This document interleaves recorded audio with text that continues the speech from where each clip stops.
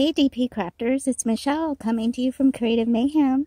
We are outside because it's nice out and we are attempting to frame Lily's Japanese girl. And I just had a tip. I was using Dutch Stock Diamond Painter's tutorial on removing adhesive. Normally, you can just take your knife, roll it lightly across this edge to break that seal where you want the adhesive to come off.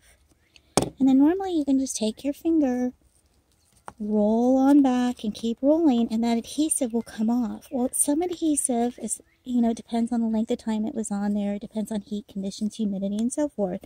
Some of it will not roll off very well.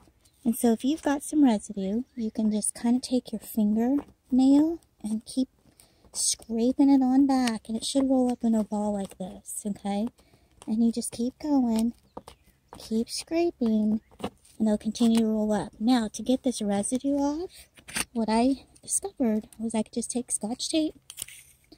You don't need a lot, just take a little bit.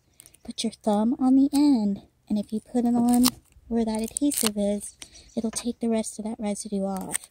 If you have little bits and pieces, you just keep doing it over and over. You can do it in the same spot where you roll that adhesive off. If it gets too gunky, switch, do the other side.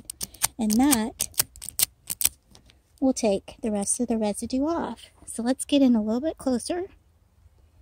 See if you can see that. See? So you've got little residue bits. You just keep doing it. So we've got some here that we can roll with our thumb. Scrape it, scrape it. Okay, got the residue bits, take that tape, pull it up. Okay, so that is a tutorial on getting stubborn residue off of your diamond paintings. If you like this video, give it a thumbs up, hit that subscribe button, and hit that bell, and you'll be notified when I upload another video. See you in my next video. Bye.